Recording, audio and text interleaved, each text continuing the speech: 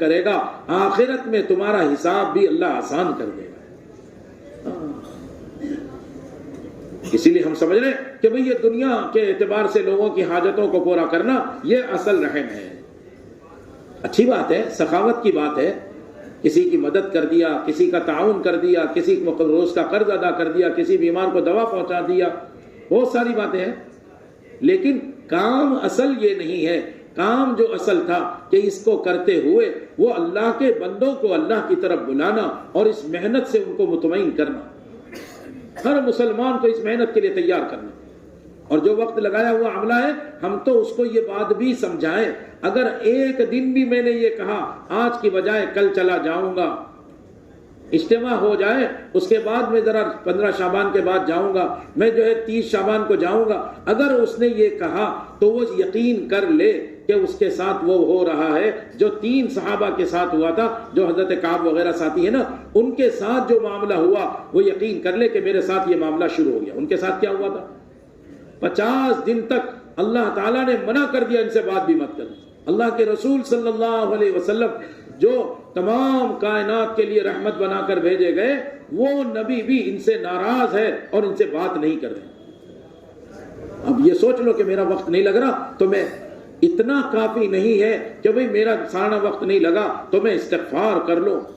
کتنے لوگ اس چلے سے، اس 4 مہینے سے گناہوں سے بچ سکتے تھے، کتنے لوگ خیر کے اور نیکی کے کام پر پڑ سکتے تھے، لیکن محنت کے چھوٹنے کی وجہ سے یہ سارے کے سارے رہ گئے، یہ گناہوں میں پڑے رہ گئے اور یہ نیکیوں پر آنے سے رہ گئے۔ تو اس کا وبال کس پر آ رہا ہے؟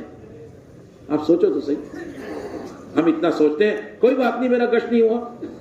جس گشت کے ذریعے جو خیر پھیلنی تھی اور جو شر رکنا تھا، ہم نے وہ گشت نہیں کیا، تو صرف اتنا معافی مانگنے سے کام گزارا کیسے ہو جائے گا کہ جی ہمیں معاف کر دو اللہ، ہم سے گشت نہیں ہوا؟ ارے وہ گناہ میں پڑے رہ گئے اور یہ خیر وجود میں آنی تھی وہ رک گئی، تو ہم تو بہت بڑے مجرم ہو گئے۔ گشت تو اسی بات کے لیے ہوتا ہے نا، گشت تو اسی بات کے لیے ہوتا ہے تاکہ ساری خیر وجود میں آتی ہے۔ اللہ تعالیٰ کا حکم ہے لِتُنذِرَ أُمَّ الْقُرَى وَمَنْ حَوْلَهَا، اپنے محلے میں بھی گشت کرنا اور پڑوس کے محلوں میں بھی گشت کرنا، ہر جگہ جاؤ۔ پھر آپ نے، اللہ کے نبی صلی اللہ علیہ وسلم نے جب یہ آیت اتری انذر عشیرتک الاقربین کہ اپنے رشتہ داروں کو ڈراؤ، تو آپ نے حضرت علی سے کہا رضی اللہ عنہ، کہتے میں چھوٹا سا تھا، آپ نے فرمایا 14 چھٹاک کھانا بنا لو، گوشت 14 چھٹاک، جانتے 700 گرام، 50 ملی گرام کا ایک چھٹاک، کہا یہ بنا لو۔ اللہ اکبر۔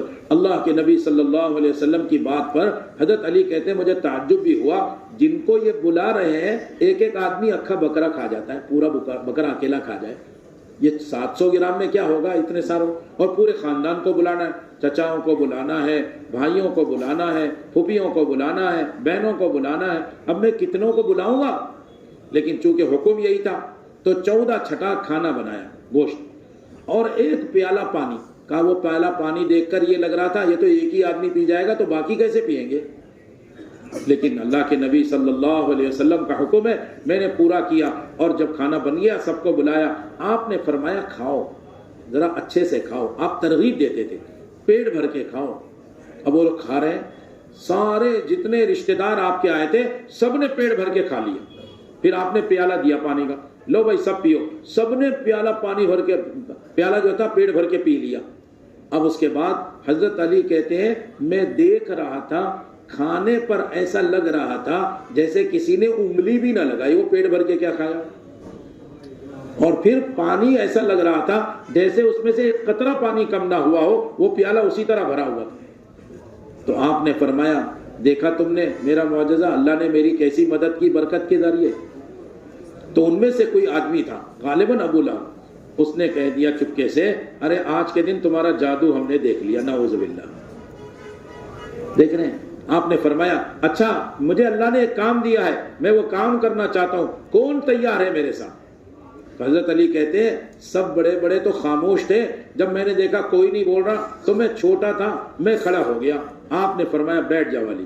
دوبارہ یہی بات ہوئی، پھر میں کھڑا ہوا، دوبارہ یہ بات ہوئی، کوئی نہیں بولا تو آپ نے میرے ہاتھ پر ہاتھ مارا اور کہا علی میں اور تو مل کر انشاءاللہ اس کام کو کریں گے۔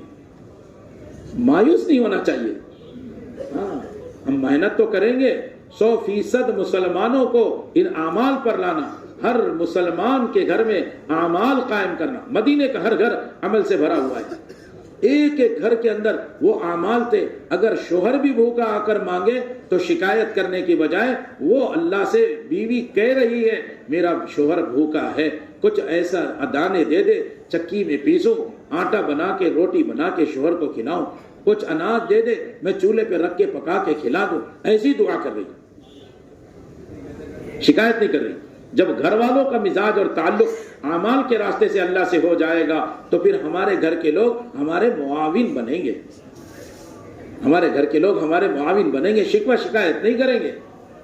اور انہوں نے، وہ صحابی بھوک کی وجہ سے بے چین باہر نکلے کہ اتنی دیر میں کچھ انتظام ہو، پھر گھر کو آئے تو دیکھا تو چکی چل رہی ہے، آٹا نکل رہا، روٹی تیار، اور ادھر تنور میں بھنی بھنی چاپ تیار ہے، خوشبو اٹھ رہی ہے۔ اب انسان کا مزاج ہے کہ بھئی چکی کیسے چل رہی ہے تو دیکھیں گے۔ فوراً حضور پاک صلی اللہ علیہ وسلم کی خدمت میں آئے، کارگزاری سنائی۔ ایک آدمی کی بھی کارگزاری آپ اہتمام سے سنتے تھے۔ آپ نے جو ہے کہا، فوراً ہی سوال قائم کیا، تم نے چکی کا پتھر تو نہیں اٹھایا جو پاٹ ہوتا ہے اوپر والا؟ انہوں نے کہا جی وہ تو میں یہی دیکھنے کے لیے اٹھا لیا کہ دانے تو ہم نے ڈالے نہیں اور آٹا نکل کہاں سے رہا ہے۔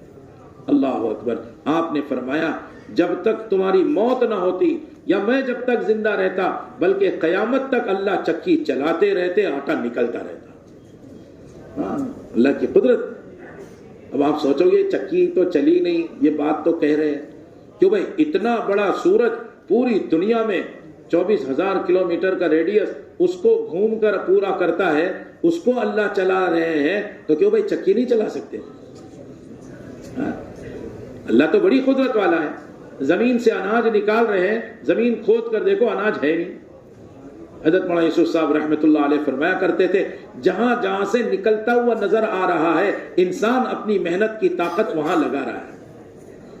حالانکہ صحابہ نے اللہ کے خزانے سے نکلتا ہوا دیکھنا سیکھ لیا تھا تو پھر پورے ایمان کی اور اعمال کی طاقت اللہ کے خزانے سے لینے پر لگا دی۔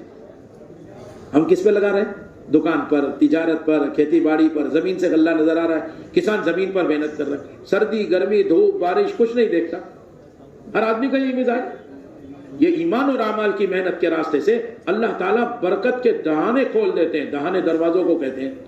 وَلَوْ أَنَّ أَهْلَ الْقُرَىٰ آمَنُوا وَاتَّقَوْا لَفَتَحْنَا عَلَيْهِمْ بَرَكَاتٍ مِّنَ السَّمَاءِ وَالْأَرْضِ۔ زمین اور آسمان سے برکتوں کے دروازے اللہ کھول دیں گے اگر ایمان اور اعمال کی محنت میں بندے لگ جائیں۔ حضرت مغیرہ ابن شعبہ رضی اللہ عنہ رستم کے دربار میں گئے اور وہاں جا کر اس نے پوچھا کیوں آئے ہو؟ تو کہنے لگے یہ جو جتنا تمہاری سلطنت ہے، محلات ہیں، باغات